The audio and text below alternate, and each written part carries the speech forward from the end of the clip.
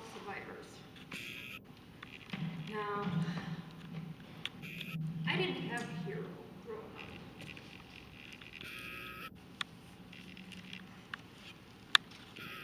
But I grew up with my mother, 4 years old, with her husband at the time.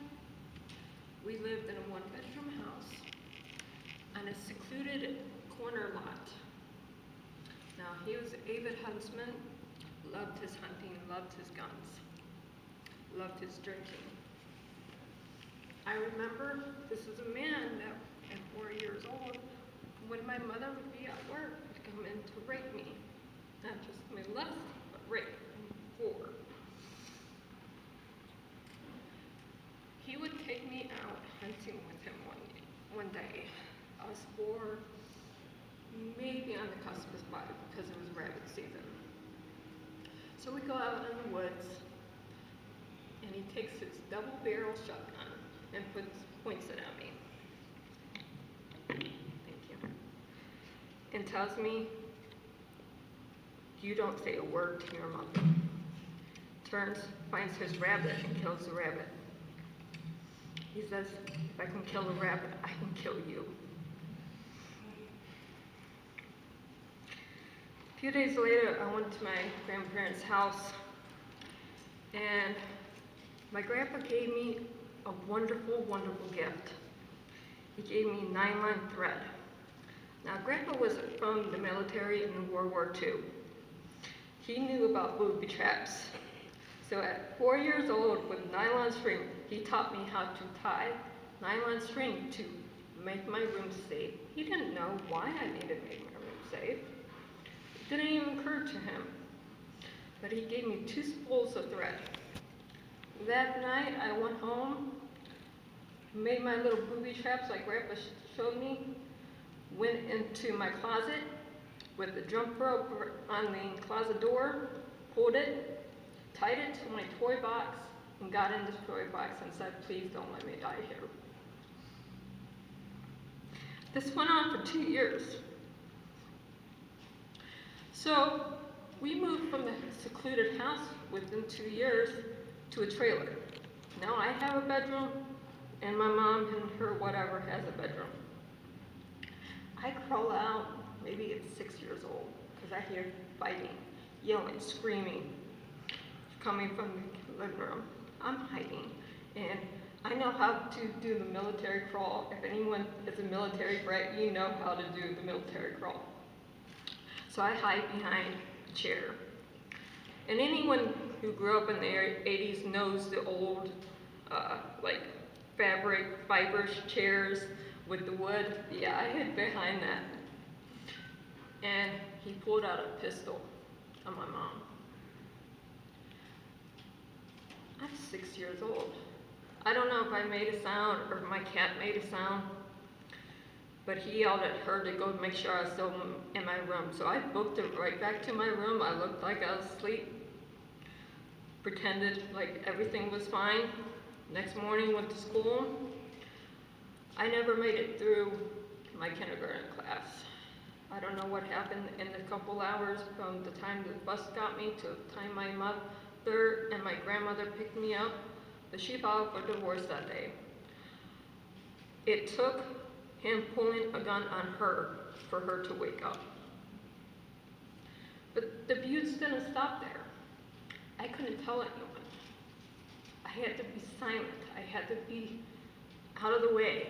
Because not only am I now living with this, I'm living with my grandmother who doesn't want me there.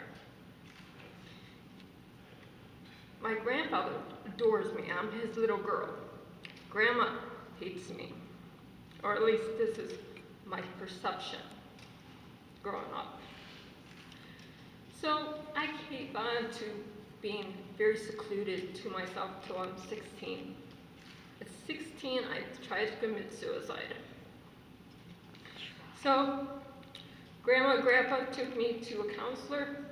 So I'm telling her everything. I'm telling her about being 4 years old. I'm telling her about the bullies in school. I'm telling her about Grandma blaming me for everything, hating me. And there's nothing she could do. The statute of limitations, when I told her about the rape and the child abuse, had gone too far. There was no evidence and no one that could back me up. This is in the 90s. Now, the statutes have changed a little bit since then, but it didn't help. So going to the counselor, telling her my story, didn't help. So what did I do? By the time I was 19, I was a heavy drinker. A bottle of Jack would last me one day. So my beautiful daughter came when I was 20 years old. And she's sitting here. So she was a witness to some of this other stuff. So at 22, I married my first husband because I'm living with grandma. She hates me. And this is still my perception of her. It's taking years to get past this perception. But back in 20, grandma hates me, grandma doesn't love me. She has kept me from doing anything. So I married my first husband. Why? Not because I love him, but my daughter needed a father. Worst reason to get married ever. Don't get married just because your child needs a father. Do it yourself. Marry not the first person that comes along. So we started with yelling. And I'm not a yeller. I'm not a screamer. I'm not a person that brings someone else down. But he was very good at manipulation. Oh, it's okay if you have a headache. Well, have a date night another night. Go lay down. Okay, go lay down. She's 3 years old in her room. Would go in the basement and start shooting. At this age, this part of my life, I was terrified of firearms. My dad, my stepdad, the man that raised me later on, was in the Army. He was a Korean War vet. He's 20 years my mom's senior. He was my first hero. He was trying to get me not afraid of guns. It took him 20 years, literally 20 years, to get me not afraid of a firearm. And he never knew about any of this. So my first husband would go in the basement, shoot at targets in the basement with his pistol. Come upstairs, break my bookshelves, break glass, leave the mess for me. Oh, I have a beautiful plant. Oh no, the plant would be dead by the morning. Thrown over around the room, whatever it took. We were together 6 years. By the 7th year, I started getting sick. Unexplained why I was getting sick. I got down to 90 pounds, couldn't eat, couldn't drink, couldn't stand. Ended up having 2 strokes, brain surgery. After everything is said and done, they finally found the pathologic blood test. I was being poisoned. Now, there wasn't enough evidence to say my husband was poisoning me. We all know that's the only logical explanation for me to have those toxins in my body. But there was the $500,000 life insurance policy and his girlfriend moving in 2 days after my brain surgery. So what do? I divorce. I can't walk. This is 2011. I can't walk. I'm in a wheelchair. I'm depressed, more so than anything. I already lived past the childhood abuse, now live past being poisoned and psychological abuse from the first husband. What do? A year later, meet a veteran. I love veterans. Grandpa's a veteran, my daddy's a veteran. He's gonna treat me right. This is my happy ever after I finally found someone to love me, right? Oh no. No. First thing was, let's manipulate me to, I can take care of you better if we're not at your grandmother's. So we move away from my family, from my parents, from the people that know me. But moving just 45 minutes away, oh no, you're still too close. So we moved 2 hours away, first to a farm. We don't like the farm because I'm getting friendly with the neighbors. Now, during this time, I'm getting the, let's buy this firearm, let's buy that firearm.